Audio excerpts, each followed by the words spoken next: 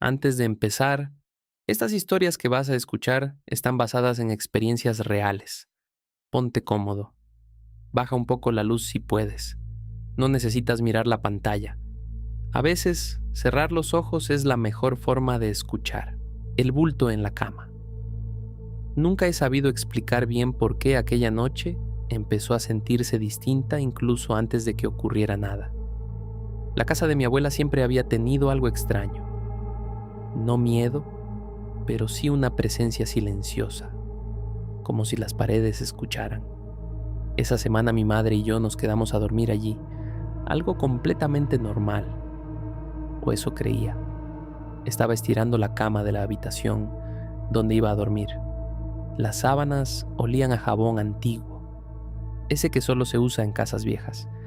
Me senté un momento, acomodé la almohada y me recosté apenas unos segundos.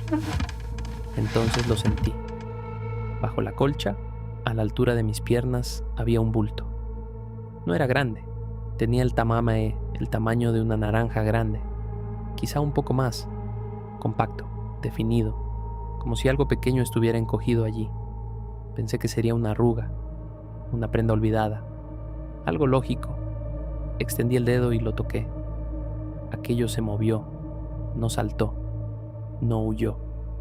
Se contrajo levemente como si se diera cuenta de que lo habían descubierto y después hizo un sonido, un gruñido ahogado, bajo, contenido, como si no quisiera ser escuchado. No era el sonido de un objeto, era algo vivo. Salí corriendo de la habitación sin mirar atrás. Bajé las escaleras llamando a mis padres con la voz quebrada. Subimos los tres. Yo iba adelante, sujetando una escoba con una seguridad que no sentía. Entré primero, encendí la luz y levanté la colcha con cuidado. No había nada.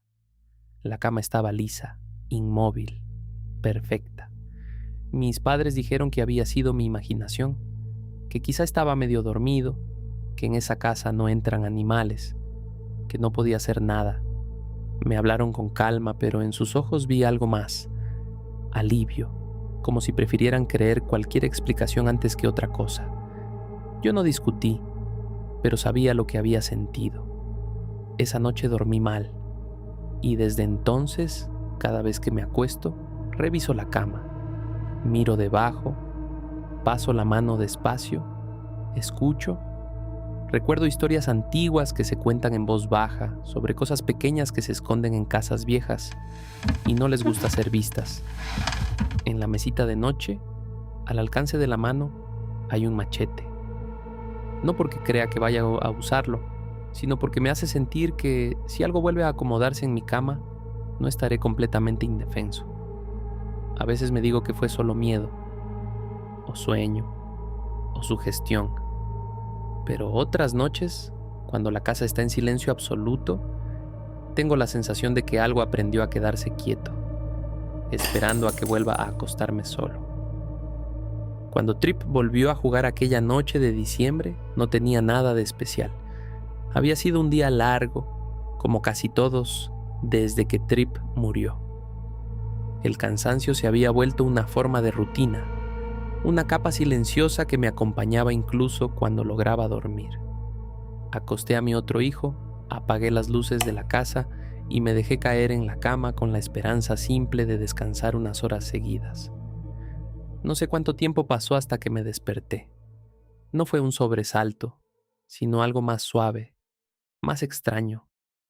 Un sonido repetitivo, mecánico, perfectamente reconocible. Miau, miau. El mismo sonido que hacía aquel rompecabezas de gatos cuando una pieza encajaba en su lugar. Un juguete que Trip había adorado durante sus tratamientos. Un sonido que yo conocía demasiado bien. Me incorporé despacio. La casa estaba a oscuras.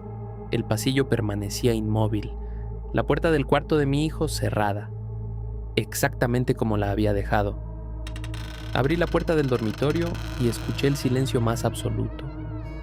Nada se movía. Nada parecía fuera de lugar. Volví a la cama intentando convencerme de que había sido un recuerdo filtrándose en el sueño. El cuerpo hace eso cuando el dolor no termina de irse. Cerré los ojos. y entonces volvió a sonar. Miau, miau. Miré el reloj. Era tarde, demasiado tarde para juguetes, incluso en una casa donde el sueño nunca había vuelto a ser normal. Sin pensarlo demasiado, hablé en voz alta con el tono automático de una madre cansada. Trip, es tarde. Mamá está intentando dormir, por favor, deja de jugar. Las palabras salieron solas y, al instante, el sonido se detuvo. No recuerdo haber vuelto a oír nada más esa noche. Dormí, o al menos permanecí quieta, con una sensación difícil de nombrar. No era miedo, era algo más cercano a una presencia conocida, una que no necesitaba explicarse. A la mañana siguiente, al levantarme, lo vi. El rompecabezas estaba en el suelo, no guardado, no en su lugar habitual. Las piezas desparramadas como si alguien hubiera estado jugando con ellas, con calma, sin prisa. Me quedé observándolo más tiempo del necesario, intentando reconstruir mentalmente cómo había llegado hasta allí. Horas después recibí una llamada. Me dijeron que el mejor amigo de Trip, un niño con el que había compartido tratamientos, había fallecido esa misma noche. La hora coincidía casi exactamente con el momento en que escuché el maullido por segunda vez. Colgué sin decir mucho. Me senté en silencio. Pensé en hospitales, en noches interminables, en niños demasiado pequeños para entender lo que les estaba pasando. Pensé en Trip, en su forma de consolar a otros incluso cuando él mismo tenía miedo. No sé qué ocurrió realmente aquella noche. No puedo asegurarlo. A veces me digo que fue el duelo buscando una salida, una manera de hablar cuando no encontraba palabras. Otras veces recuerdo cómo el sonido se detuvo justo después de que le hablé, como si hubiera escuchado. Desde entonces, cada diciembre, cuando la casa queda en silencio, presto atención a los sonidos pequeños. No porque espere oír algo, sino porque hay cosas que no necesitan ser vistas para sentirse. Y porque, en el fondo, me reconforta pensar que incluso en el final, alguien pudo haber acompañado a otro en el momento más difícil. La amiga que nunca se fue, cuando era pequeña, tener amigos era algo sencillo. Bastaba con salir a jugar y dejar que las horas pasaran sin pensar demasiado en nada. Por eso, durante años, nunca me pareció extraño que ella apareciera de vez en cuando. Llegaba sin avisar, siempre igual. Más alta que yo, el cabello largo y castaño, unos vaqueros negros y una camiseta roja que jamás cambiaba. Jugábamos durante horas, casi siempre con Barbies, y cuando el sol empezaba a caer, me decía que tenía que irse. Entonces desaparecía, sin ruido, sin despedidas largas. Yo tenía entre 7 y 10 años. A esa edad, uno no cuestiona demasiado lo que le hace sentir acompañado. La primera vez que algo se rompió fue una noche. Tenía 10 años. Me desperté sin saber por qué y vi una de mis Barbies de pie sobre la cama. Su pequeño cepillo morado descendía lentamente por su cabello de plástico.